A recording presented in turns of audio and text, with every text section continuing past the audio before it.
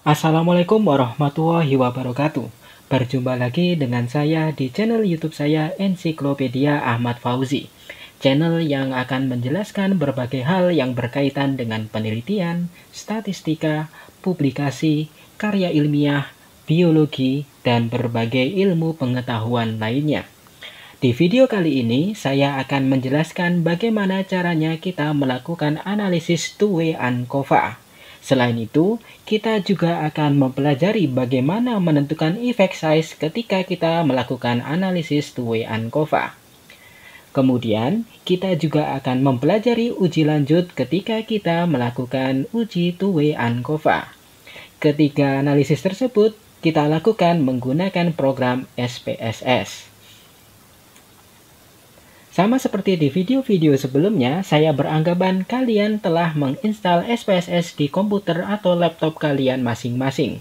Selain itu, saya juga berharap kalian sudah familiar dan memahami tampilan umum dan fitur-fitur umum yang ada di program SPSS. Dan tujuan saya membuat video kali ini adalah agar kalian mampu menganalisis keterpenuhan asumsi sebelum uji two-way ANCOVA dilakukan. Selain itu, kalian juga diharapkan mampu melakukan uji two-way ANCOVA dengan menggunakan SPSS. Selanjutnya, kalian juga mampu menentukan effect size dari analisis yang telah kalian lakukan. Kemudian, kalian juga mampu melakukan analisis uji lanjut setelah two-way ANCOVA kalian selesaikan. Dan yang terakhir, kalian diharapkan juga mampu melaporkan hasil analisis dengan tepat dan sesuai format laporan yang umum digunakan oleh peneliti-peneliti sebelumnya. Pada video kali ini, kita akan menggunakan format EPA style ketika kita melaporkan hasil analisis two-way ANCOVA. Sebelum kita melakukan praktik analisis two-way ANCOVA menggunakan SPSS, mari kita review sejenak apa itu uji two-way ANCOVA. Nama lain dari uji two-way ANCOVA adalah ANACOVA dua jalur. Two-way itu berarti dua jalur atau dua arah. Sedangkan ANCOVA bisa kita artikan sebagai ANACOVA. ANCOVA adalah analysis of covariance, sedangkan ANACOVA adalah analisis covarian. ANCOVA dalam bahasa Inggris, sedangkan ANACOVA dalam bahasa Indonesia. Oleh karena itu, tak heran bila berbagai karya tulis Indonesia atau skripsi, tesis, disertasi, hingga artikel ilmiah biasanya menuliskan ANACOVA, bukan ANCOVA. Analisis ini digunakan untuk menganalisis ada tidaknya perbedaan signifikan rata di beberapa kelompok yang tidak saling berkaitan. Ciri data yang dianalisis terdiri atas dua variabel bebas, memiliki data kovariat, minimal terdiri atas dua kelompok, dan tentunya memiliki satu variabel terikat. Dari review ini, kita dapat melihat bahwa uji two-way ANCOVA mirip dengan uji two-way ANOVA. Perbedaannya adalah keberadaan data kovariat. Karena data kovariat merupakan karakteristik dari data yang bisa dianalisis menggunakan ANCOVA. Bila kita melakukan penelitian di bidang pendidikan, tentunya kita harus memahami analisis ANCOVA ini. Kenapa? Karena bila kita akan melakukan penelitian pendidikan, biasanya kita akan memilih desain eksperimen, meskipun kita bisa melakukan penelitian dengan desain survei atau desain-desain yang lain. Namun, di kasus desain eksperimen, kita akan sering kali berhadapan dengan ANCOVA. Oleh karena itu, bila kalian memahami video kali ini, akan membantu kalian ketika kalian akan melakukan penelitian eksperimen di dunia pendidikan. Selain di dunia pendidikan, analisis ANCOVA pun juga digunakan di berbagai penelitian di bidang lain. Di bidang biologi pun juga banyak peneliti yang menggunakan ANCOVA. Begitu pula bidang pertanian, kedokteran, ataupun bidang-bidang yang lainnya.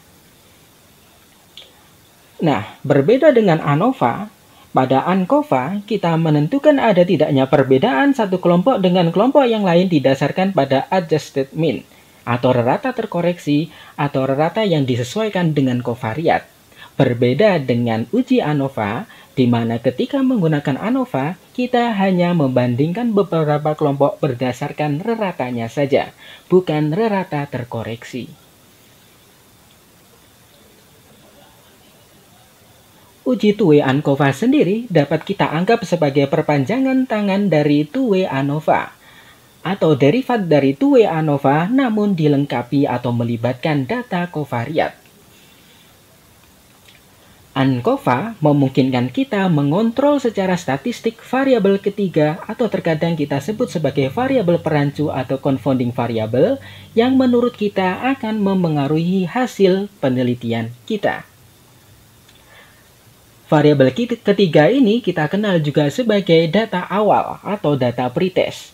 Bila kita melakukan penelitian pendidikan, misalkan kita melibatkan 3 kelas, dan di ketiga kelas tersebut kita menggunakan berbagai model pembelajaran yang bervariasi, biasanya para peneliti akan melakukan pengambilan data di awal sebelum model-model pembelajaran tersebut diterapkan di masing-masing kelas. Nah, kondisi awal ini yang dikumpulkan menggunakan pretest merupakan data variabel ketiga tersebut, alias variabel perancu, atau dalam kata lain, data tersebut kita kenal sebagai data kovariat. Beberapa asumsi pun perlu kita cek sebelum two-way ANCOVA kita lakukan. Yang pertama, variabel terikat berupa skala interval atau rasio. Dalam artian lain, measure dari SPSS ketika kita melakukan analisis two-way ANCOVA berupa scale. Selanjutnya, variabel bebas berupa data kategoris yang membagi data menjadi minimal 2 kelompok yang tidak saling berkaitan. Kemudian, independensi observasi pun juga harus terpenuhi. Selain itu, tidak ada outlier yang signifikan di data kita. Residual data pun terdistribusi secara normal. Ingat, di sini yang kita analisis normalitasnya merupakan residual data, bukan data selisih seperti uji T berpasangan ataupun data per kelompok sesuai atau seperti uji T tidak berpasangan atau uji one way dan two way ANOVA. Bagaimana cara mendapatkan residual data? Nanti akan kita pelajari ketika kita melakukan analisis two way ANCOVA menggunakan SPSS. Selain itu, varian satu kelompok dengan kelompok lainnya juga harus homogen. Kemudian, asumsi lain yang perlu kita cek adalah kovariat harus berhubungan secara linear dengan variabel terikat. Misalkan kita kembali mengambil kasus tadi, kita melakukan penelitian di suatu sekolah yang melibatkan 3 kelas, maka kita akan melakukan pretest di ketiga kelas tersebut. Pretest kita posisikan sebagai kovariat. Kemudian, setelah 2 bulan kita menerapkan model-model pembelajaran tertentu, kita akan memberikan post-test hasil belajar. Data post-test hasil belajar ini kita posisikan sebagai variabel terikat. Sebelum kita melakukan analisis two-way ANCOVA, kita pastikan data kovariat di setiap kelas berhubungan linier dengan data variabel terikat. Sehingga, pretest di kelas A sebaiknya berhubungan linier dengan post-test di kelas A. Pretest di kelas B juga berhubungan linear dengan post-test di kelas B. Dan yang terakhir, pretest di kelas C juga berhubungan linear dengan post-test di kelas C. Dan asumsi terakhir yang perlu kita cek adalah homogenitas kemiringan regresi. Seperti yang tadi telah kita lakukan, kita telah menganalisis linearitas antara pretest dan post-test di setiap kelas. Hal yang perlu kita cek selanjutnya adalah apakah linearitas tersebut dan hubungan antara pretest dengan post-test tidak mengalami perpotongan. Dan yang terakhir adalah kita mengecek apakah kemiringan regresi yang terbentuk homogen satu sama dengan yang lain. Bagaimana cara mengujinya? Nanti akan kita lihat di video kali ini. Sama seperti uji-uji sebelumnya, kita juga perlu mengukur effect size.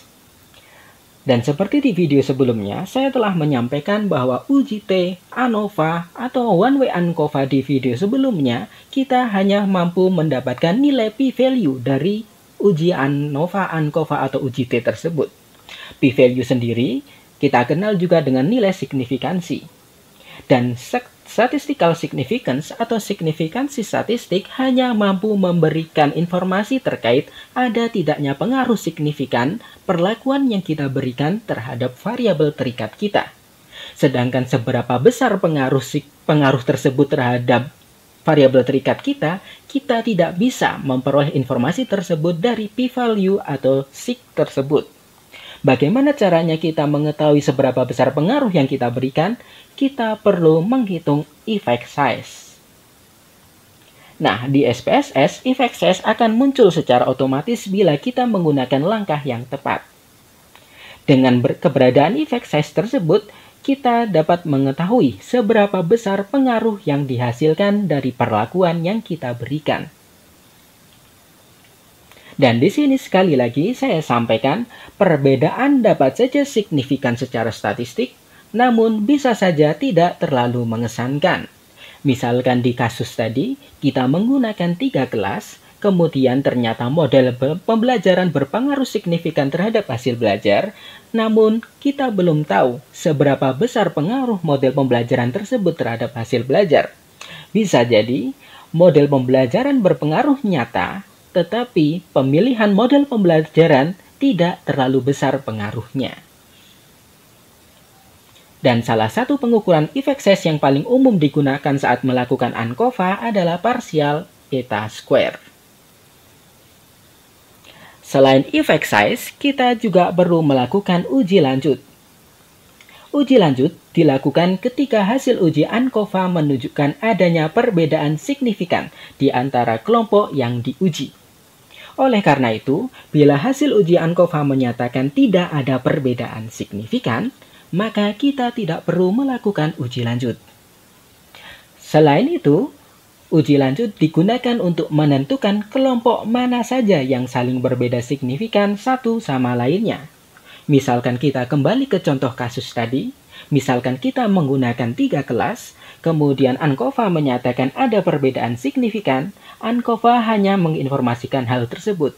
Kita tidak tahu kelas mana yang saling berbeda dan kelas mana saja yang sebetulnya tidak berbeda signifikan.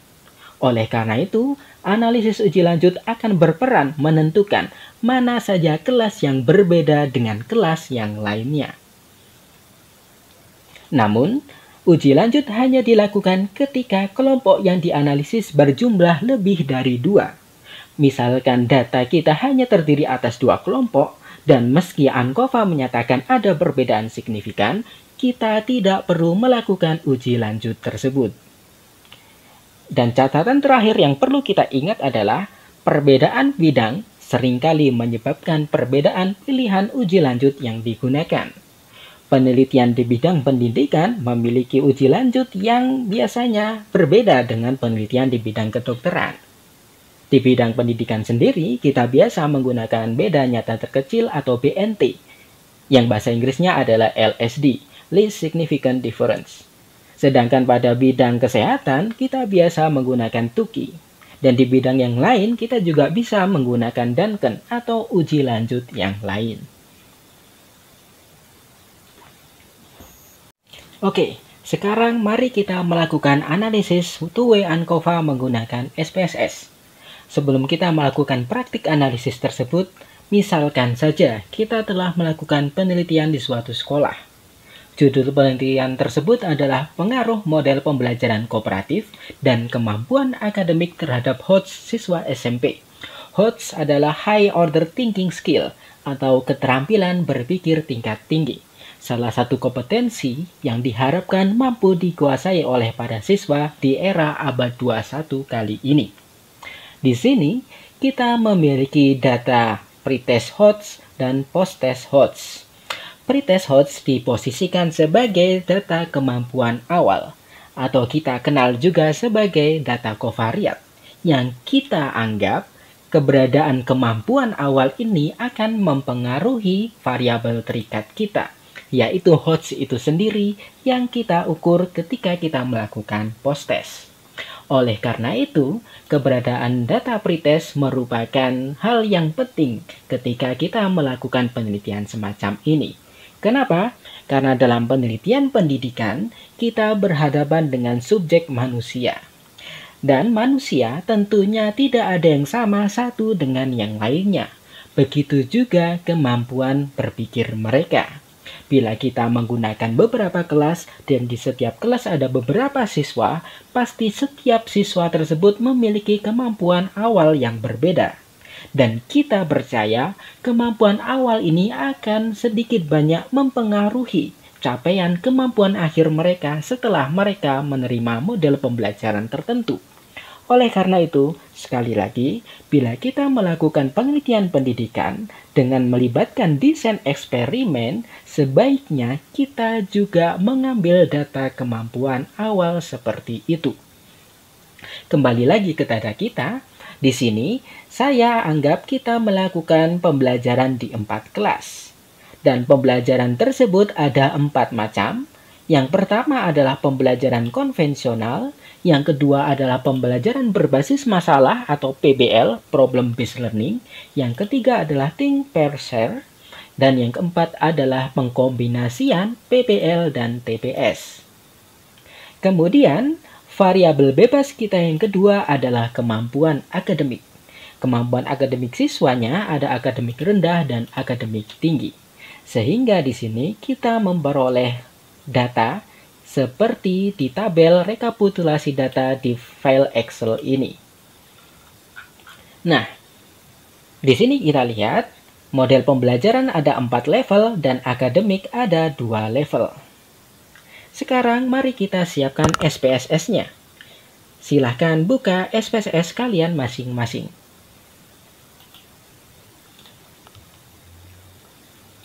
Bila program SPSS sudah kalian buka di komputer masing-masing, sekarang waktunya memasukkan variabel penelitian kita. Bila tampilan SPSS kalian masih besar, silahkan dikecilkan terlebih dahulu dengan mengklik tombol kotak di bagian kanan atas program SPSS tersebut. Setelah mengecil seperti ini, mari kita tulis secara bersama variabel-variabel penelitian kita. Yang pertama, kita tidak perlu menuliskan inisial. Penulisan inisial, variabel nama, variabel inisial, atau ID peserta merupakan opsional. Kita bisa menuliskan di SPSS, kita juga bisa tidak menuliskannya. Di kali ini, kita tidak perlu menuliskan. Namun, bila kalian ingin menuliskan, silahkan. Kemudian, kita tuliskan variabel bebas pertama kita, yaitu model pembelajaran. Kita tuliskan pembelajaran saja. Kemudian, variabel bebas kedua adalah kemampuan akademik. Cukup kita tulis akademik. Karena ingat, di kolom name kita tidak bisa memberikan karakter spasi. Kemudian, data covariate kita adalah pretest HOTS. Kita tulis saja X HOTS. Kemudian, variabel terikat kita adalah post-test HOTS. Kita tulis sebagai Y HOTS. Sekarang, di kolom label, kita bisa menuliskan variabel kita secara lengkap. Di baris pembelajaran, kita bisa tuliskan model pembelajaran. Kemudian di baris kedua, akademik, kita bisa tuliskan level atau tingkat akademik. Kemudian X HOTS kita bisa tulis sebagai pretest HOTS. Sedangkan Y HOTS kita bisa tulis post-test HOTS. Kemudian, di value yang perlu kita beri label adalah variabel bebas pertama dan variabel bebas kedua kita. Cara memberi labelnya bagaimana? Yang pertama, kita selesaikan dulu variabel model pembelajaran. Kita tarik kursor kita ke sisi kanan baris pertama dari kolom values. Kemudian kita klik sekali.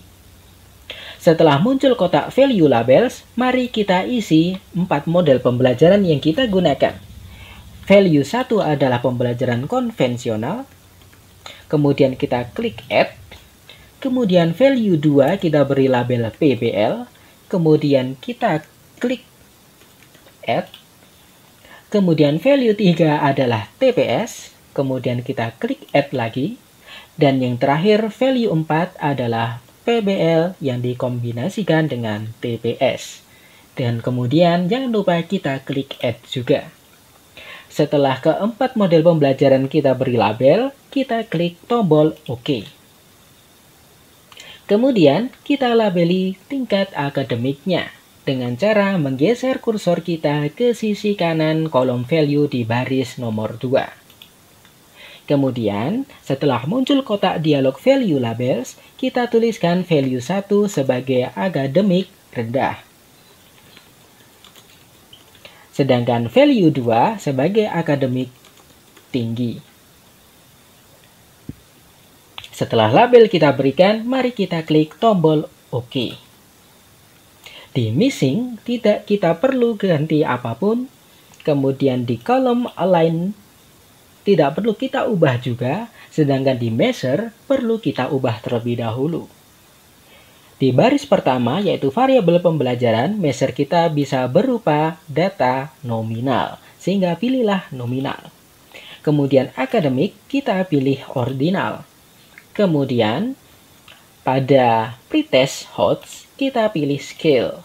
Sedangkan pada post-test host, kita juga pilih scale. Setelah variabel kita sudah kita definisikan, kita waktunya mengcopy data kita dari Excel ke SPSS. Caranya, kita kembali ke program Excel kita tadi. Kemudian, mari kita blok data kita dari baris pertama hingga baris terakhir. Ingat, yang di-copy hanyalah angka-angkanya. Nah, setelah diblok seperti ini, kita tekan Ctrl+C secara berbarengan di keyboard kita masing-masing. Setelah muncul garis putus-putus yang bergerak ini, kita kembali ke program SPSS kita. Kemudian, di sisi kiri program SPSS, kita klik tombol Data View.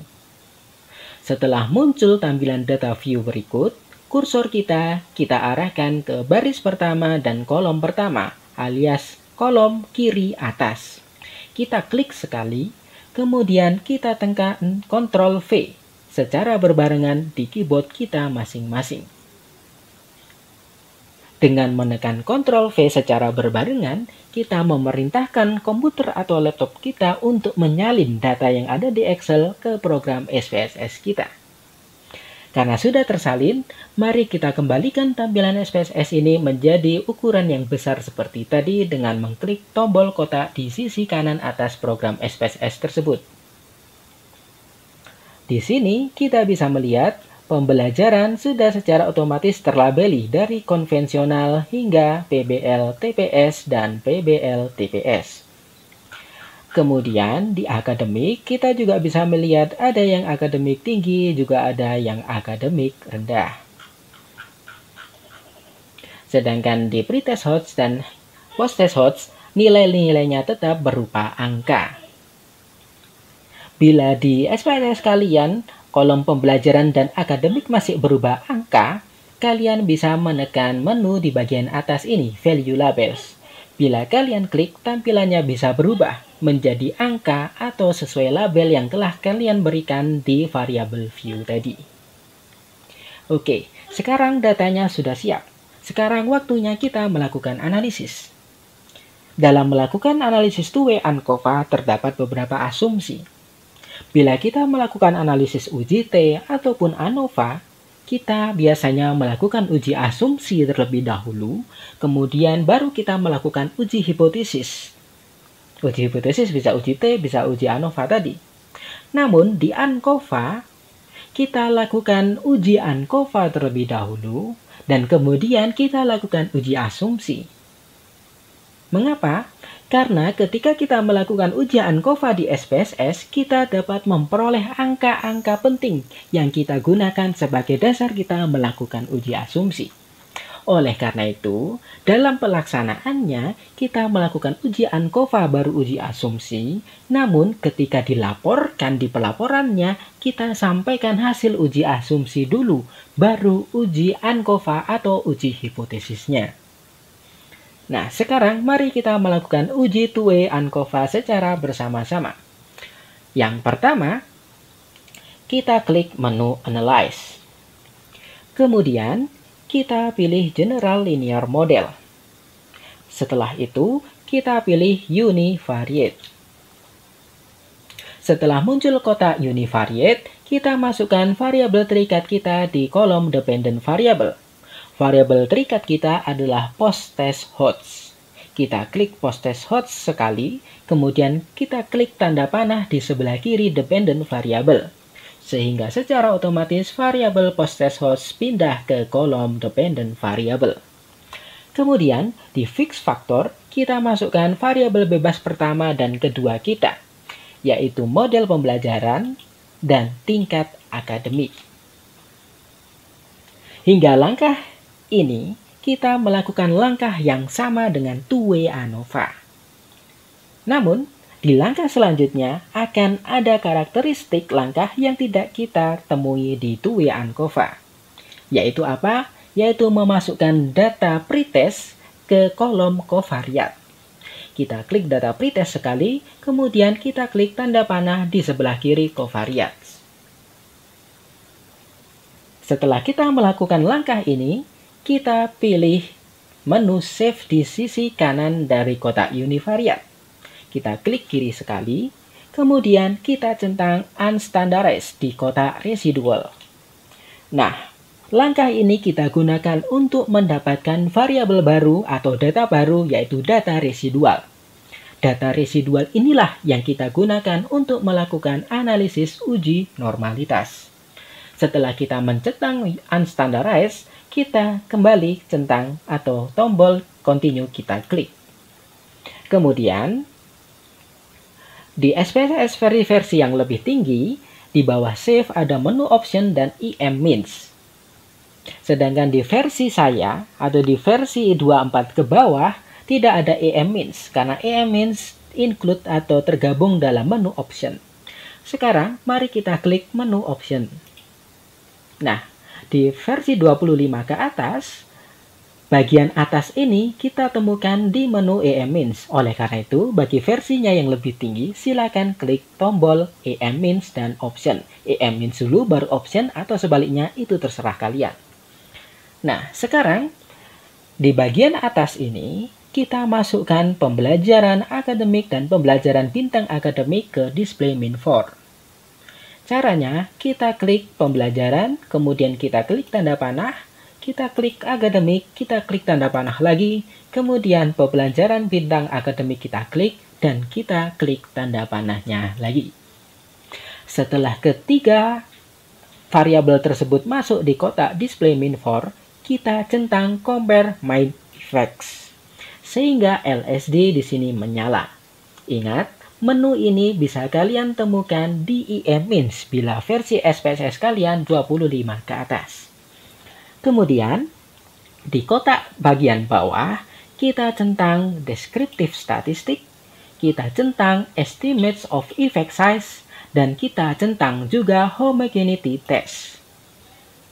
Setelah itu, kita klik tombol continue. Kemudian, kita klik OK.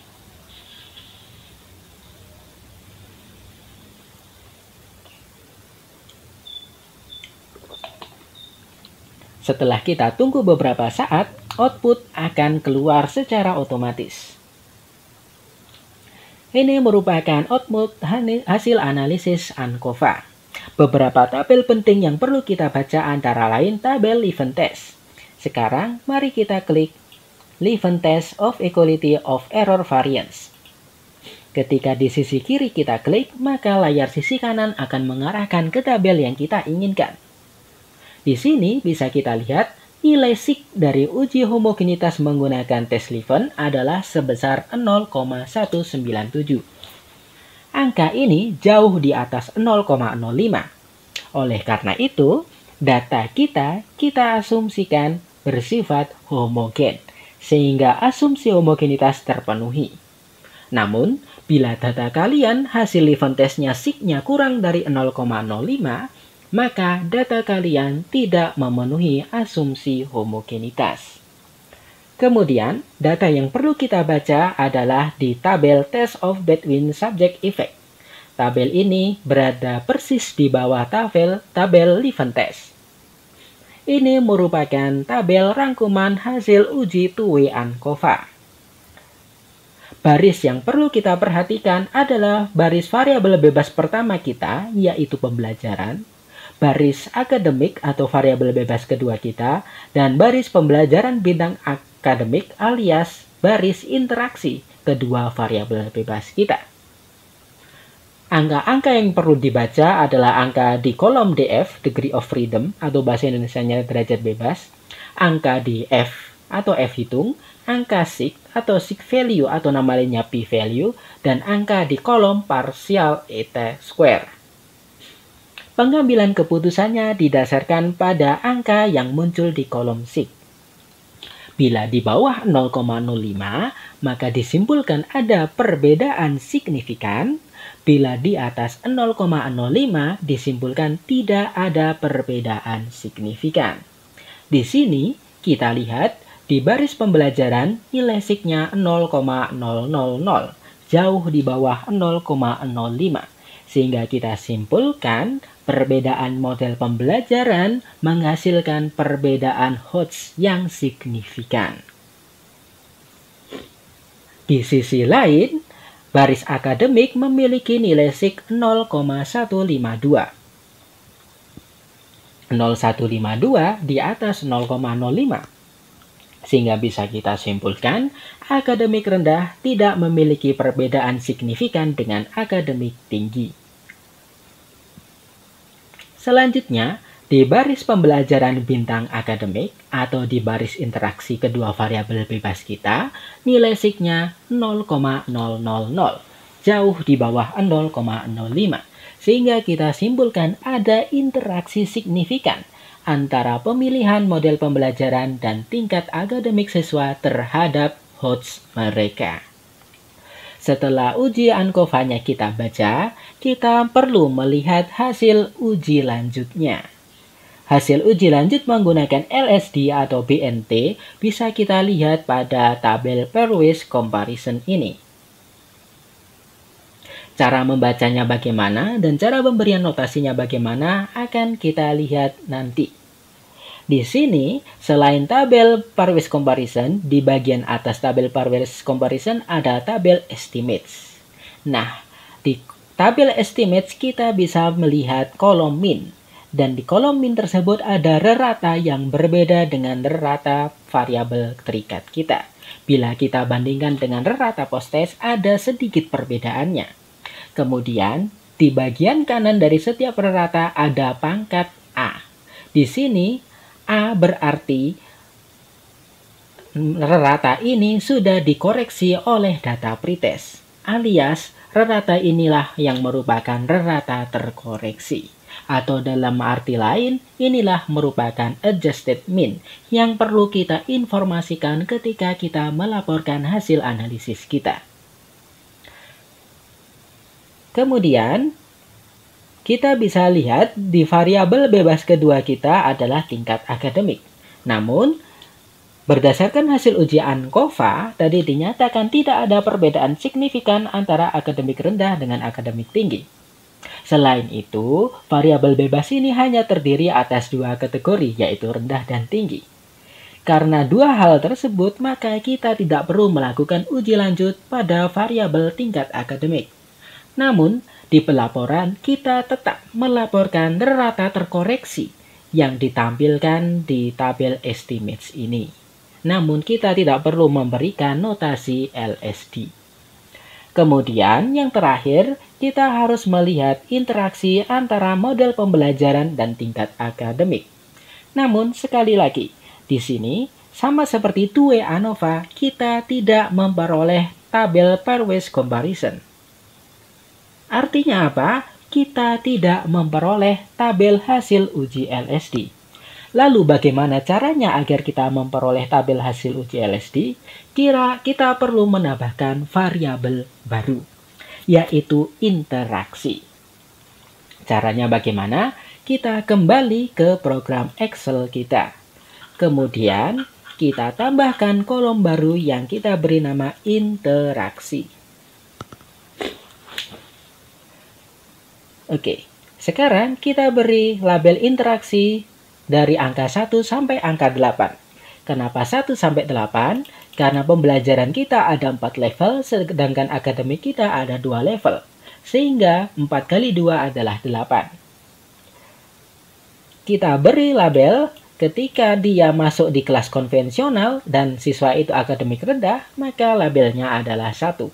Kalau konvensional dan akademik tinggi, labelnya 2. Bila PBL dan dia akademik rendah, dia diberi label 3.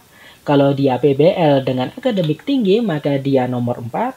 Ketika TPS berakademik rendah, maka angkanya adalah 5. Ketika TPS namun dia akademik tinggi, maka angkanya 6. Ketika PBL berkombinasi dengan TPS dengan siswanya akademik rendah, maka angkanya 7. Dan yang terakhir, diberi angka 8 bila siswanya akademik tinggi dan memperoleh pembelajaran pengkombinasian PBL dan TPS. Sekarang kita beri label terlebih dahulu.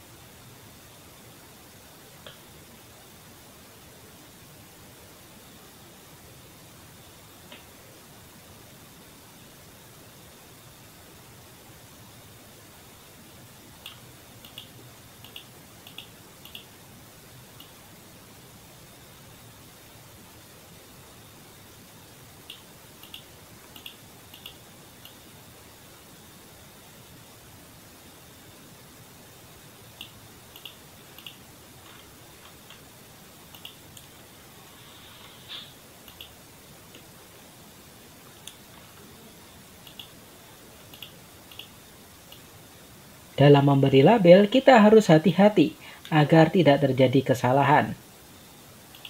Pastikan label harus tepat agar analisis yang kita hasilkan juga tepat. Jangan sampai dia harus dilabeli angka 7 tetapi kita terlewat tetap menggunakan angka 6.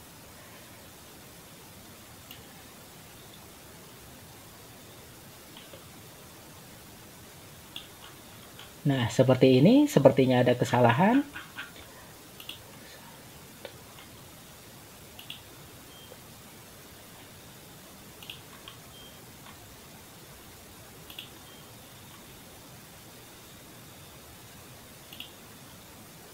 Nah, di sini 6. Nah, yang betul di sini adalah 7.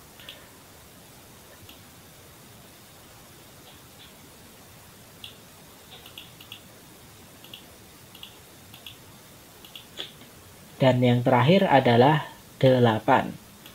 Harus hati-hati. Nah, di sini sudah muncul angka dan kolom baru. Sekarang perlu kita tambahkan di program SPSS kita. Kita kembali ke dataset di SPSS kita. Kita kembali ke variabel view. Kemudian kita tambahkan variabel baru namanya interaksi. Kemudian di values perlu kita beri label sesuai dengan label yang kita tuliskan di Excel tadi. Dari label 1 hingga label 8. Misalkan label 1 adalah konvensional rendah. Kemudian label value 2 adalah konvensional tinggi. Kemudian value 3 adalah PBL rendah. Kemudian nomor 4 adalah PBL tinggi. Value 5 adalah TPS rendah.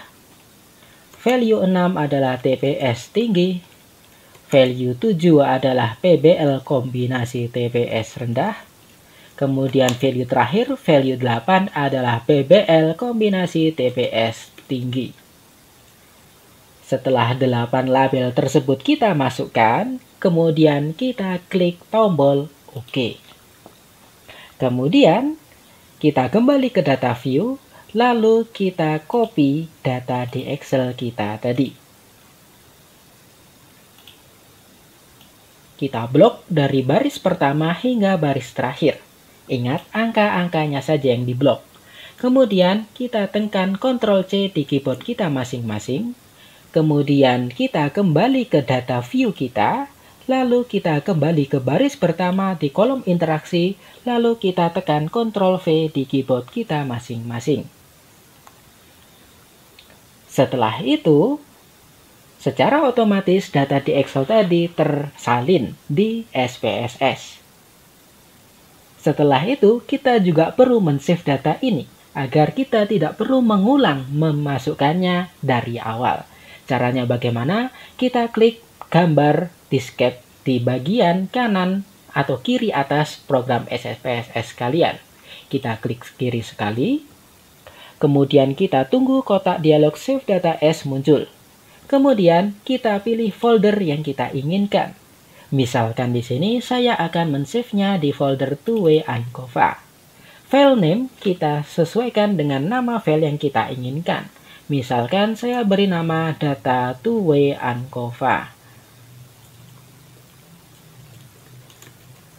Setelah nama kita berikan, kita perlu menekan tombol Enter di keyboard kita masing-masing. Nah, kita telah menambahkan variabel baru yaitu variabel interaksi. Sekarang kita perlu melakukan analisis ANCOVA sekali lagi untuk memperoleh tabel LSD untuk interaksi variabel bebas kita. Caranya bagaimana? Kita klik Analyze, kemudian kita pilih General Linear Model lagi, kemudian kita pilih Univariate. Kemudian di Fix Factor, model pembelajaran kita kembalikan ke kiri, tingkat akademik juga kita kembalikan ke kiri. Lalu interaksi kita masukkan ke kotak fix factor tersebut. Sedangkan dependent variable tetap post-test dan covariate tetap pretest. Di menu save kita klik, lalu unstandarized kita klik lagi agar centangnya hilang. Kemudian kita klik tombol continue. Kemudian di menu option kita klik juga. Agar tidak terlalu banyak hasil yang muncul, maka homogeneity kita klik lagi agar centangnya hilang. Kemudian, bagi yang versinya 25 ke atas, EM silakan kalian klik setelah optionnya kita tutup. Bagi yang versinya 24 ke bawah, kita tetap berada di menu option, kemudian interaksi kita klik, lalu kita klik tanda panah sehingga interaksi masuk ke kotak display min 4. Lalu jangan lupa centang compare min effects. Sehingga LSD di bawah compare min effects menyala. Setelah itu kita klik tombol continue. Lalu kita klik OK. Sehingga akan muncul output ANCOVA baru, namun yang perlu kita baca hanyalah tabel estimates dan tabel pairwise comparison. Di tabel estimates, kita bisa memperoleh adjusted mean-nya atau rata terkoreksinya di setiap interaksi, sedangkan di pairwise comparison, kita memperoleh rangkuman hasil uji lanjut kita, yaitu uji least significant difference atau LSD atau bahasa Indonesianya BNT. ANCOVA telah kita lakukan, homogenitas tadi secara otomatis juga telah kita lakukan. Sekarang kita perlu menganalisis asumsi lain yang belum kita analisis. Yang pertama adalah normalitas. Ingat, normalitas yang dianalisis bukanlah data selisih, bukanlah pula data variabel terikat di masing-masing kelompok, melainkan data residual. Kita kembali ke dataset kita lagi. Nah, di sini ada variabel baru, yaitu res_1. Bila kita kembali ke variabel view, di sini res1 memiliki label residual for yHots. Artinya inilah merupakan data residual dari variabel terikat kita. Dan data inilah yang kita analisis normalitasnya. Bagaimana menganalisis normalitas data residual ini? Kita klik menu Analyze. Kemudian kita pilih Descriptive Statistics. Kemudian kita pilih Explore. Lalu kita pindahkan variabel residual for yHots ke kotak dependent list dengan cara mengklik tanda panah di kiri kotak dependent list tersebut. Kemudian di sisi kanan kotak Explore ada menu plots. Silakan diklik kiri sekali sehingga kotak dialog Explore titik 2 plots muncul. Pada kotak box plots kita pilih None, kemudian pada kotak deskriptif centang stem and leaf kita hilangkan. Lalu di bagian tengah ada tulisan Normality Plot with Text. Kita klik kiri sekali agar dia tercentang. Setelah tampilannya seperti ini, mari kita klik tombol Continue. Setelah itu, kita klik tombol OK. Seperti biasanya, ketika kita melakukan uji normalitas, SPSS membutuhkan waktu yang sedikit lebih lama bila dibandingkan kita melakukan analisis yang lain. Setelah output SPSS muncul, kita pilih tabel Test of Normality. Nah, di tabel sini muncul dua uji normalitas, yaitu Kolmogorov-Smirnov dan Shapiro-Wilk. Cara pengambilan keputusannya, kita lihat angka sig-nya. Kita bisa memilih Kolmogorov-Smirnov saja, kita juga bisa memilih Shapiro-Wilk saja. Namun kebetulan di sini nilai sig kedua hasil analisis tersebut sama-sama di atas 0,05. Karena di atas 0,05 maka data residual kita terdistribusi secara normal. Namun, bila residual data kalian nilai sig-nya kurang dari 0,05, maka residual kalian tidak terdistribusi secara normal. Di sini, kita telah melakukan uji normalitas, kita juga telah melakukan uji homogenitas. Sekarang, kita perlu melakukan uji linearitas antara pretest dengan posttest, alias antara data covariat dengan dependent variable kita, alias variabel terikat kita. Dan seperti yang saya sampaikan di awal, linearitas dilakukan per kelas, bukan dilakukan menjadi satu keseluruhan. Oleh karena itu, output kita harus kita atur agar hasil analisisnya yang muncul adalah per kelas. Caranya bagaimana? Kita klik data. Ya, menu data di bagian atas, kemudian kita pilih menu split file. Kemudian pada bagian kanan sini kita pilih compare groups dengan cara klik kiri sekali. Kemudian variabel kelas kita masukkan, atau variabel model pembelajaran ya maksud saya, variabel model pembelajaran kita klik kiri sekali, kemudian kita masukkan ke kotak group based on dengan cara mengklik tanda panah di sebelah kiri kotak tersebut. Setelah model pembelajaran masuk di kotak group based on, kita klik tombol OK. Maka di bagian paling bawah dari output kita akan ada keterangan sort cases by pembelajaran dan split file layered by pembelajaran. Artinya, split file sudah on, sudah nyala. Sekarang, untuk menguji linearitas, kita membutuhkan data diagram. Diagram scatter. Bagaimana cara memunculkan diagram scatter? Kita pilih menu Graph. Ya, Graphs ya. Kemudian kita pilih menu Legacy Dialogs. Kemudian, kita pilih menu Scatter garing dot. Kita klik sekali.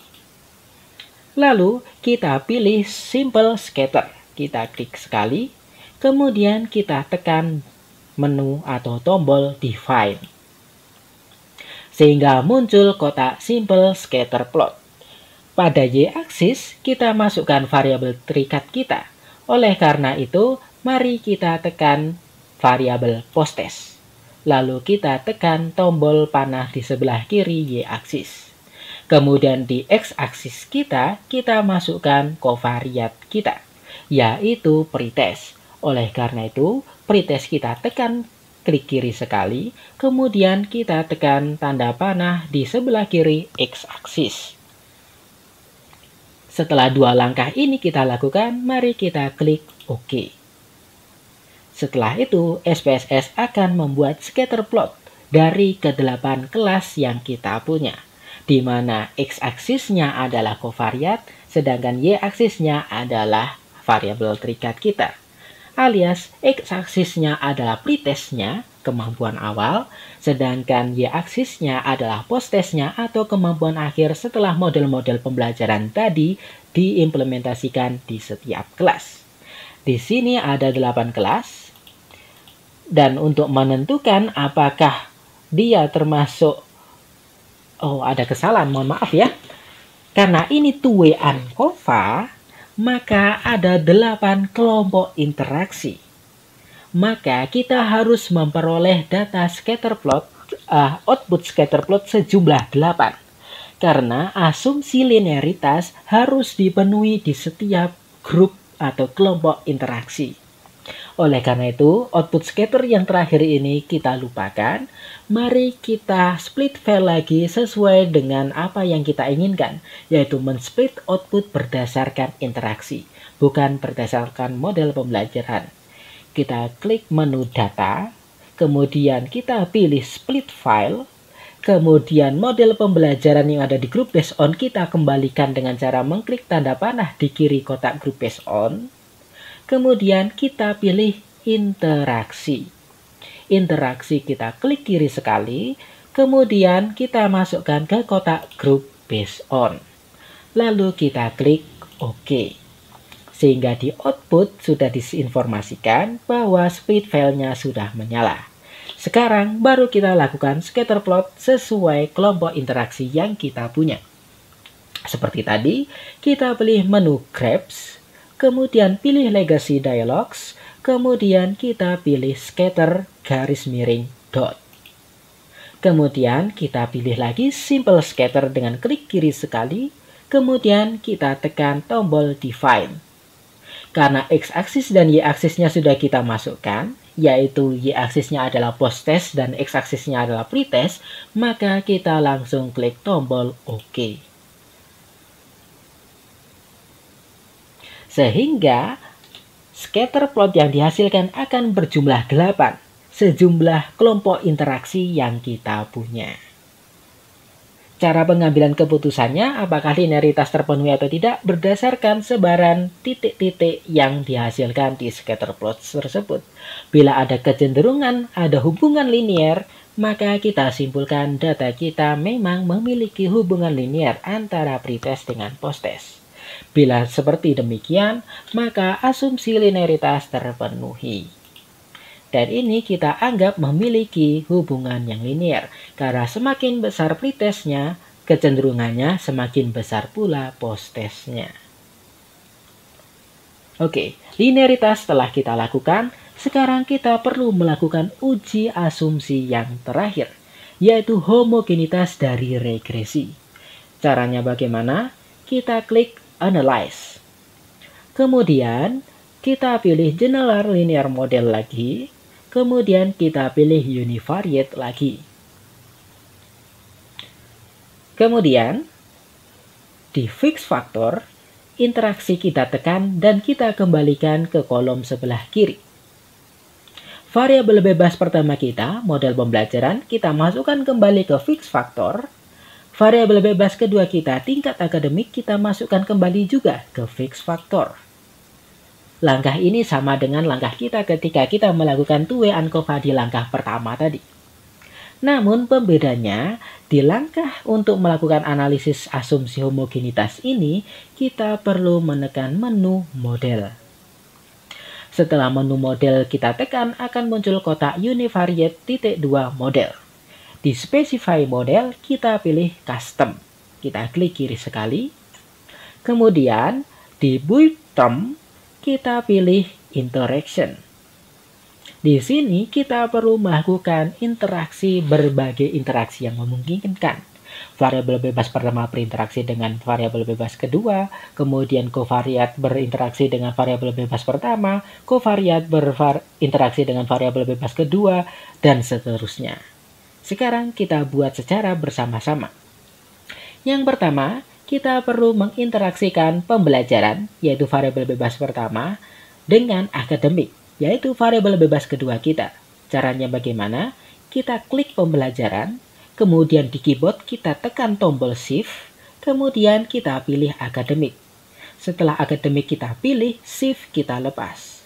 Kemudian, karena di build termnya sudah interaction, kita klik tanda panah di bawah interaction. Sehingga di sisi kanan muncul interaksi pembelajaran dan akademik. Selanjutnya, kita interaksikan pembelajaran dengan Xhots atau covariat kita. Caranya sama, pembelajaran kita klik, kemudian tombol shift kita tekan di keyboard kita, kemudian kita klik Xhots. Oh, mohon maaf, kita pilih kontrol saja ya, karena kalau shift, maka ketiga variabel dari atas ke bawah terblok secara otomatis. Saya ulangi lagi, pembelajaran kita klik, kemudian tombol kontrol di keyboard kita klik, kemudian Xhots juga kita klik. Nah, setelah itu, tombol kontrol kita lepaskan. Lalu, tanda panah di bawah interaction kita klik. Sehingga pembelajaran bintang HOTS muncul di kotak model. Kita lakukan hal yang sama di akademik interaksi dengan Xhots. Kita tekan lagi, sehingga muncul interaksi antara covariat dengan variabel akademik kita. Dan yang terakhir, ketiga ini kita interaksikan. Sehingga pembelajaran, akademik, dan Xhots kita klik secara bersamaan, kemudian kita pindahkan ke kolom model. Sehingga di sini ada 4 interaksi. Setelah mencapai langkah ini, kita klik tombol continue. Namun, sekali lagi ada satu langkah yang saya lupakan, mohon maaf. Tadi kita sudah melakukan split output. Ketika kita masih meng-on-kan split output, maka analisis akan tetap tersplit, tetap terpisah. Oleh karena itu, mari kita matikan splitnya terlebih dahulu. Oleh karena itu, kita tekan cancel terlebih dahulu, kemudian kita pilih menu data lagi, kemudian pilih split file, kemudian kita pilih tulisan analyze all cases do not create groups. Sehingga output yang dihasilkan tidak terpisah lagi. Lalu kita klik OK. Sekarang kita ulangi lagi langkah-langkah tadi. Kita klik Analyze, kemudian General Linear Model, kemudian Univariate. Fix faktornya kita ganti sebagai variabel bebas pertama dan kedua kita. Kemudian di model kita klik menunya, kemudian kita pilih Custom, kemudian di build term kita pastikan interaction, kemudian kita buat 4 macam interaksi tadi.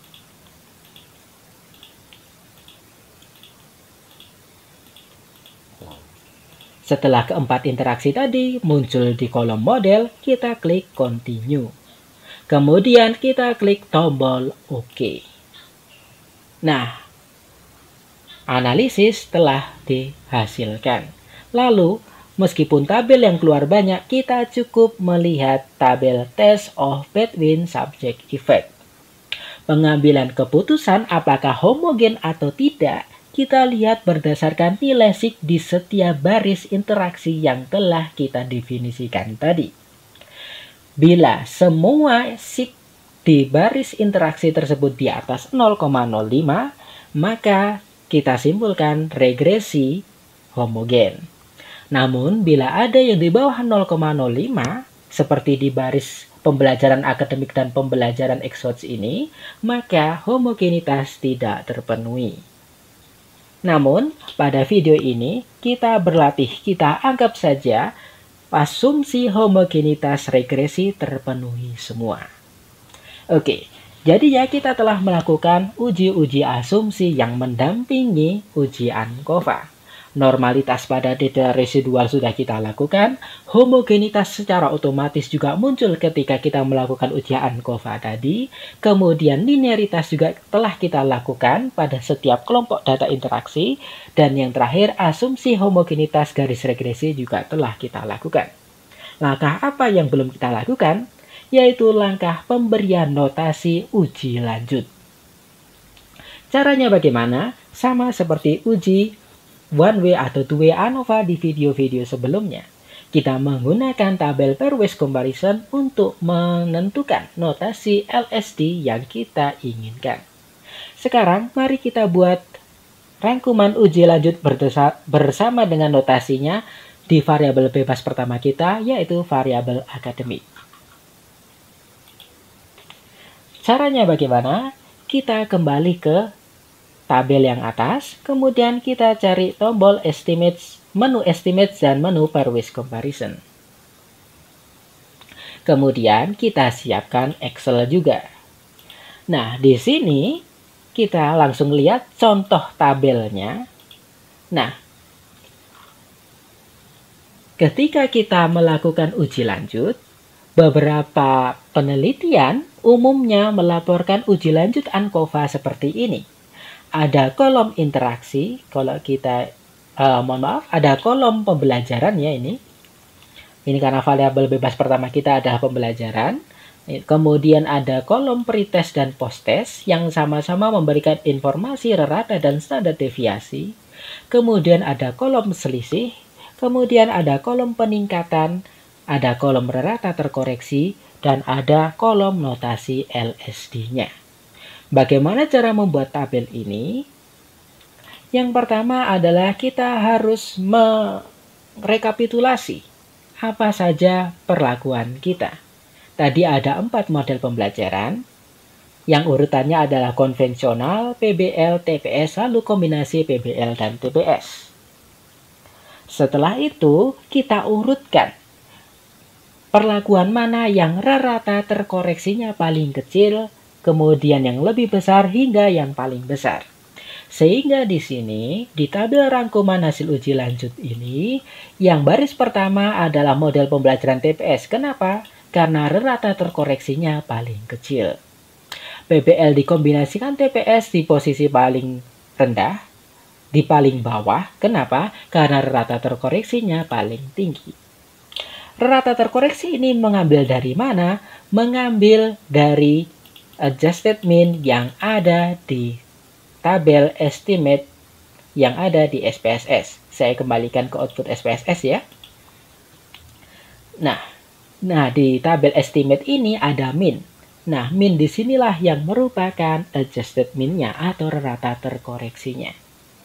Kita salin jadinya tadi model pembelajarannya serta rata terkoreksinya, kemudian kita urutkan dari yang terkecil hingga terendah. Dari terkecil hingga tertinggi. Kemudian selain rata terkoreksi, kita lengkapi juga dengan rata pretest maupun rata posttest. Tentunya juga didampingi oleh standar deviasi masing-masing. Dari manakah kita mendapatkan rata ini? Nah, kalau rata posttest, kita bisa mendapatkan langsung dari output SPSS kita. Saya kembali ke output SPSS-nya. Nah, di sini tadi kita sudah mencentang deskriptif statistik di option, sehingga kita mendapatkan rata sekaligus standar deviasi dari data posttest kita. Nah, rata dan standar deviasi ini tinggal kita pindah ke kolom ini yang ada di Excel. Lalu, dari mana kita mendapatkan rata pretest sekaligus standar deviasinya? Kita perlu menghitung manual atau kita perlu melakukannya di SPSS biar lebih cepat. Caranya bagaimana? Kita kembali ke SPSS lagi. Kemudian kita klik Analyze. Kemudian kita pilih Descriptive Statistik. Lalu kita pilih salah satu menu dari ketiga menu yang paling atas ini. Namun, sekali lagi ingat, kita ingin mendapatkan rata di masing-masing pembelajaran. Oleh karena itu, kita harapkan outputnya terpisah antara satu kelas dengan kelas yang lain. Caranya bagaimana? Kita kembali ke menu data, kita pilih split file, kemudian kita pilih compare groups, kemudian group based on-nya kita ganti sebagai model pembelajaran. Ya, jadinya compare groups-nya berdasarkan model pembelajaran. Kemudian kita klik OK. Lalu kita klik Analyze, kemudian Descriptive Statistik, kemudian bisa kita pilih Descriptive misalnya. Kemudian pretest kita masukkan ke variabel karena kita ingin menghitung rata dan standar deviasi data pretest kita. Kemudian di menu option kita centang saja min dan standar deviasi. Sedangkan minimum dan maksimum bisa kita hilangkan centangnya. kemudian kita klik continue, kemudian kita klik OK. Sehingga di sini kita memperoleh rata dan standar deviasi setiap model pembelajaran kita. Angka-angka ini tinggal kita pindah ke rangkuman tabel LSD kita. Kalau kalian ingin melakukan secara manual menggunakan kalkulator atau Excel, silakan. Tetapi dengan menggunakan SPSS, kita bisa mendapatkannya secara lebih cepat. Tapi ingat, di split file terlebih dahulu, agar kita dapatkan rata dan standar deviasi per masing-masing model. Setelah rata dan standar deviasi pretest dan posttest telah kita rangkum, lalu kita perlu menghitung selisih. Selisih di sini adalah selisih posttest dengan pretest. Bagaimana cara mendapatkannya? Kita hanya tinggal mengurangkan posttest dengan pretest. Caranya bagaimana? Misalkan di sini masih kosong ya, maka saya tulis angka sama dengan, kemudian saya pilih rata posttest, kita klik kiri sekali, kemudian kita tulis simbol minus atau kurang, kemudian kita tekan rata pretestnya. Ya, jadinya di sini formulanya adalah rata posttest dikurangi rata pretest. Kemudian kita klik enter. Sehingga secara otomatis kita memperoleh selisih antara posttest dengan pretest. Untuk mendapatkan selisih di pembelajaran-pembelajaran yang lain tinggal kita tarik saja. Kemudian untuk mendapatkan peningkatan, rumusnya adalah, misalkan ini masih kosong ya, sama dengan selisih kita klik kiri sekali, kemudian kita bagi, kita tulis garis miring, kita bagi dengan rata pretest. Ya, jadinya selisih dibagi rata pretest, selisih garis miring pretest, kemudian enter. Bila belum dalam bentuk persentase, kalian tinggal menekan simbol persentase di bagian atas di menu Excel kalian. Maka nanti secara otomatis angka desimal akan berubah menjadi persentase. Bila kalian ingin mendapatkan angka di belakang koma, kalian bisa mengklik mengaturnya di menu sebelah koma. Ya, jadinya di bagian atas ini ada menu simbol dolar, kemudian menu bergambar persentase, ada menu bergambar koma, kemudian ada menu untuk menambahkan atau mengurangi desimal. Silakan diatur sendiri-sendiri. Sedangkan rata terkoreksi tadi saya sampaikan sesuai dengan adjusted mid di tabel estimate di output SPSS. Setelah itu, urutkanlah dari yang terkecil hingga terbesar berdasarkan rata terkoreksinya. Sehingga urutannya seperti ini. Lalu, bagaimana cara memberikan notasinya? Oke, sekarang kita anggap notasi ini belum ada. Oleh karena itu, saya hapus dulu semuanya. Cara pemberian notasi pernah saya jelaskan di video one way dan two way ANOVA. Sekarang saya ulang lagi, saya review lagi secara singkat. Yang pertama, setelah kita mengurutkan perlakuan dari terendah hingga tertinggi, kita beri angka atau notasi paling kecil di baris pertama, yaitu notasi A. Prinsip pemberian notasi adalah ketika dua perlakuan memiliki notasi yang sama, maka diartikan tidak ada perbedaan signifikan. Namun, bila notasinya berbeda di antara dua perlakuan tersebut, maka kedua perlakuan tersebut memiliki perbedaan signifikan. Cara menentukannya ada tidaknya perbedaan signifikan dari mana? Dari output SPSS, yaitu di tabel pairwise comparison. Ini ya, di tabel pairwise comparison dari variabel akademik. Nah, di sini ada kolom SIG. Di sini ada perlakuan-perlakuan kita. Kita perkecil ukurannya agar kita bisa melihat Excel sekaligus SPSS-nya. Ya. Oke. Misalkan di sini. TPS ingin kita bandingkan dengan konvensional. Kita sembunyikan dulu sel di sini biar kita mudah melihatnya. Nah, kemudian kita perkecil juga Excel kita. kemudian kita sejajarkan dengan output SPSS kita. Sekarang, TPS sudah kita beri notasi A. Untuk memberi notasi pada konvensional, kita bandingkan TPS dengan konvensional. Prinsipnya, bila ada perbedaan signifikan, maka sig di antara kedua perlakuan tersebut kurang dari 0,05.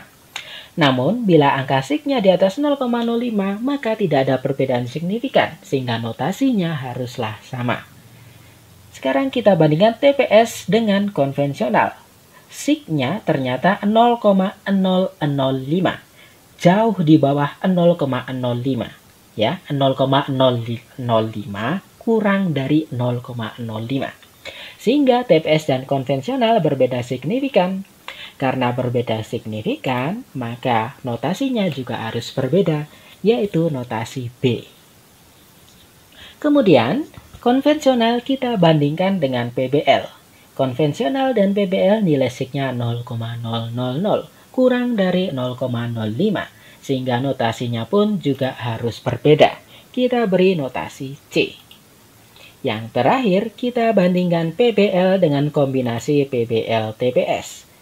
PBL dengan PBL kombinasi TPS ternyata signya juga kurang dari 0,05, sehingga notasinya pun juga harus berbeda. Nah, ini merupakan contoh hasilnya. Kita kembali perbesar Excel kita. Kemudian kita munculkan lagi sel-sel yang kita hide tadi dengan cara klik kanan, kemudian kita klik unhide. Nah, kebetulan setiap perlakuan di sini memiliki notasi yang berbeda. Namun ada kalanya satu perlakuan memiliki notasi yang dua sekaligus, misalkan BC, CD, atau AB. Dan bisa saja ada dua perlakuan yang notasinya sama. Bagaimana contoh kasusnya? Silakan buka lagi video saya yang membahas one way dan two way ANOVA dengan menggunakan SPSS. Di sana ada contoh kasus ketika ada perlakuan yang notasinya dua sekaligus dan juga ada dua perlakuan yang notasinya sama. Nah, variabel bebas kedua kita adalah kemampuan akademik. Seperti yang tadi kita lakukan ANCOVA, ternyata tidak ada perbedaan signifikan kemampuan akademiknya, sehingga kita tidak perlu melakukan uji lanjut. Sedangkan uji lanjut perlu kita lakukan di interaksi. Karena sesuai hasil ANCOVA tadi, interaksinya signya kurang dari 0,05. Caranya sama dengan melakukan perangkuman hasil uji lanjut di variabel bebas model pembelajaran ini. Kita perlu membuat kolom interaksi dahulu, kemudian kita perlu mendata pretest dan posttest masing-masing interaksi, kemudian kita hitung selisihnya, kita hitung peningkatannya, kemudian kita tulis rata terkoreksinya dari tabel estimates, kemudian kita tentukan notasinya. Contoh tabel yang telah saya hasilkan adalah ini. Untuk mengetahui secara lebih detail bagaimana cara membuat tabel di LSD yang interaksi, sekali lagi silakan lihat two way ANOVA. Video saya yang membahas two way ANOVA, saya juga telah membuat bagaimana cara membuat tabel uji lanjut di interaksi. Jadinya awalnya saya data interaksinya dari konvensional rendah, kemudian konvensional tinggi, PBL rendah, PBL tinggi, hingga kombinasi PBL TPS tinggi. Lalu saya data rata pretest posttestnya, standar deviasinya juga, saya hitung selisihnya dengan formula yang tadi, saya hitung peningkatannya dengan formula yang tadi, dan saya catat rata terkoreksinya, kemudian saya urutkan rata terkoreksi yang paling rendah hingga yang paling tinggi, sehingga urutan interaksinya pun berubah mengikuti urutan rata terkoreksi tersebut. Kemudian kita tentukan notasi LSD-nya yang caranya sama seperti tadi. Nah, pada interaksi ini kita memperoleh rata terkoreksi dan notasi berdasarkan uji ANCOVA yang fix faktornya sudah kita ubah menjadi interaksi. Saya buka lagi ya output SPSS-nya, saya perbesar lagi. Nah, tadi di awal kita kan sudah melakukan analisis two way ANCOVA Yang fix faktornya adalah variabel bebas pertama pembelajaran dan variabel bebas kedua akademik. Setelah ANCOVA ini kita lakukan, kita melakukan ANCOVA lagi, tetapi fix faktornya kita ubah menjadi interaksi. Nah, di output ini kita memperoleh tabel estimates. Inilah rata terkoreksi masing-masing interaksi kita. Dan tabel LSD-nya di tabel pairwise comparison di bawah tabel estimate tersebut. Caranya membacanya sama. Setelah kita urutkan dari rata terkoreksi terendah hingga tertinggi, kita bandingkan satu persatu, kita lihat nilai signya. Kalau nilai signya di bawah 0,05, kita beri notasi yang berbeda. Kalau di atas 0,05, notasinya harus sama. Demikian cara pemberian notasi. Oke, analisis telah kita lakukan. Sekarang waktunya kita melaporkan hasil analisisnya. Meski ketika kita melakukan analisis, kita balik, kita analisis ANCOVA-nya terlebih dahulu, baru uji asumsinya. Namun dalam pelaporannya, kita harus melaporkan hasil uji asumsinya terlebih dahulu, baru uji hipotesisnya atau ANCOVA-nya. Yang pertama yang perlu kita laporkan adalah hasil uji normalitas data residual kita. Di sini kita potong tabel outputnya, khususnya pada tabel test of normality, kemudian kita baca, pembacaannya bisa seperti ini. Misalkan kita gunakan hasil uji Kolmogorov-Smirnov-nya. Kita baca, hasil uji Kolmogorov-Smirnov menginformasikan bahwa residual data HOTS terdistribusi secara normal. Kemudian kita sampaikan DF-nya sebesar 160. Sebelum DF kita tuliskan D kapital sebagai simbol dari Kolmogorov-Smirnov. Kemudian kita sampaikan nilai Kolmogorov-Smirnov-nya yaitu sebesar 0,054. Kemudian kita sampaikan sig-nya yaitu p-value-nya sebesar 0,200. Dia terdistribusi normal karena p-value-nya di atas 0,05. Setelah normalitas kita sampaikan, kita perlu informasikan hasil uji homogenitasnya. Ini merupakan potongan output kita, yaitu di tabel event test, tabel hasil uji homogenitasnya. Kita baca, hasil uji event menginformasikan bahwa varian data literasi, ini sebetulnya HOTS ya. Hasil uji event menginformasikan bahwa varian data HOTS satu pembelajaran dengan pembelajaran lainnya homogen. DF pertamanya kita sampaikan yaitu sebesar 7, DF keduanya 152, kemudian F hitungnya sebesar 1,431, kemudian sig-nya kita sampaikan 0,197, lebih besar dari 0,05 sehingga varian data HOTS-nya homogen. Kemudian kita sampaikan linearitas dari ke-8 grup interaksi data kita. Bisa kita baca seperti ini, di setiap kelas data pretest linear terhadap data post-test HOTS. Atau, biar lebih tepat, kita ganti kalimatnya, di setiap kelompok interaksi data pretest linear terhadap data post-test HOTS. Karena ada 8 interaksi, maka ada 8 scatter plot. Setelah itu, kita perlu baca homogenitas regresinya. Nah, di sini yang perlu kita lihat adalah di baris interaksi.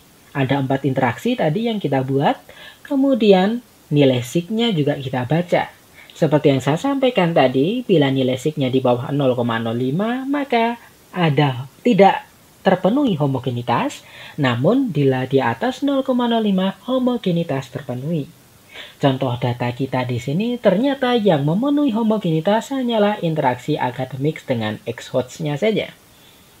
Oleh karena itu, sebenarnya data kita ini tidak memenuhi asumsi homogenitas. Namun karena untuk latihan kita lanjut saja menggunakan uji ANCOVA. Setelah asumsi-asumsi tadi kita laporkan, sekarang kita laporkan hasil uji ANCOVA-nya. Baris-baris yang perlu kita laporkan adalah di baris pembelajaran yang merupakan variabel bebas pertama kita, baris tingkat akademik yang merupakan variabel bebas kedua kita, dan variabel yang ketiga adalah pembelajaran bintang akademik alias interaksi antara variabel bebas pertama dengan kedua. Yang kita baca adalah df masing-masing variabel tersebut, kemudian df galat atau df error, kemudian nilai f hitung masing-masing variabel tadi, kemudian nilai sig-nya, serta effect size-nya atau partial eta square-nya. Cara pembacaannya seperti apa? Bisa kita lakukan seperti ini. Dengan mengontrol literasi sains, mohon maaf ya, hot sebetulnya variabel triggernya, sepertinya saya lupa menggantinya tadi, ya, jadinya gini, dengan mengontrol HOTS awal para siswa, hasil uji TUE ANCOVA menunjukkan bahwa pembelajaran yang berbeda menghasilkan perbedaan HOTS siswa secara signifikan. Lalu kita sampaikan DB atau DF masing-masingnya tadi, kemudian F hitungnya, p-value-nya, dan eta square-nya. Lalu di kalimat selanjutnya kita informasikan di sisi lain perbedaan tingkat akademik tidak menghasilkan perbedaan signifikan. Lagi-lagi kita sampaikan degree of freedom-nya, F hitungnya, p-value-nya, dan partial eta square-nya. Terakhir kita informasikan juga interaksinya. Misalkan kita tuliskan seperti ini. Selanjutnya, model pembelajaran berinteraksi signifikan dengan tingkat akademik siswa. Sekali lagi, sampaikan derajat bebasnya, DF-nya ya, degree of freedom-nya, F hitungnya, p-value-nya, dan partial eta square-nya. Di sini yang membedakan dengan pelaporan TUE ANCOVA dengan TUE ANOVA adalah kita menyampaikan bahwa kita telah mengontrol kemampuan awal siswa. Sehingga di kalimat awal tadi saya sampaikan, kita perlu menuliskan dengan mengontrol HOTS awal para siswa, hasil TUE ANCOVA adalah sebagai berikut. Atau keterangan dengan mengontrol tersebut bisa kita letakkan di akhir kalimat. Contoh format kalimatnya seperti apa, bisa kalian lihat di pelaporan One Way ANCOVA di video saya sebelumnya. Setelah membaca hasil uji ANCOVA-nya, kita perlu menyampaikan hasil uji lanjutnya. Namun, tadi ternyata akademik, yaitu tingkat akademiknya tidak berbeda signifikan. Kita tidak perlu melakukan uji lanjut, tetapi tetap kita perlu menyampaikan rata terkoreksinya. Bagaimana caranya melihat rata terkoreksi? Tadi sudah saya sampaikan, kita bisa melihat rata terkoreksi di tabel estimates. Ada adjusted mean, itulah rata terkoreksinya. Jangan lupa juga sampaikan mean dan standar deviasi di pretest dan posttest. Cara mendapatkan mean dan standar deviasi di pretest, kita lakukan analisis deskriptif, tapi kita split filenya. Karena di sini adalah akademik, kita split filenya menjadi berdasarkan akademik, group based on-nya adalah akademik, sehingga nanti kita bisa mendapatkan output rata dan standar deviasi yang terpisah antara akademik rendah dengan akademik tinggi. Sedangkan rata dan standar deviasi post-test secara otomatis sudah muncul ketika kita melakukan one way ANCOVA di awal tadi. Sedangkan selisih dan peningkatan sudah saya beritahu caranya dengan menggunakan bantuan program Excel tadi. Kemudian variabel bebas pertama kita adalah pembelajaran. Nah, di sini tadi saya belum membetulkan ya, di sini sebetulnya pembelajaran bukan interaksi. Dan ini saya copy dari Excel kita tadi. Notasinya pun sama seperti tadi, A, B, C, D. Setiap pembelajaran memiliki notasi yang berbeda. Dan ini variabel bebas pertama kita, sehingga sebaiknya kita menyampaikan tabel ini sebelum tabel kemampuan akademik. Dan yang terakhir, kita sampaikan hasil uji lanjut interaksi kita. Tabel ini pun saya ambil dari data yang ada di Excel tadi. Nah, demikian caranya kita melakukan pelaporan uji TUE ANCOVA beserta effect size-nya, beserta uji asumsi yang mendahuluinya, dan juga beserta uji lanjutnya. Semoga bermanfaat dan kalian bisa melihat video-video saya yang lain untuk memperdalam kemampuan kalian menganalisis, dan kita dapat bertemu lagi di video-video selanjutnya ketika kita membahas analisis-analisis lain. Stay tuned in my channel Ensiklopedia Ahmad Fauzi, dan semoga kita dapat mempelajari statistika pendidikan penelitian dan kita bisa mengimplementasikannya di lokasi kita masing-masing. Terima kasih. Assalamualaikum warahmatullahi wabarakatuh.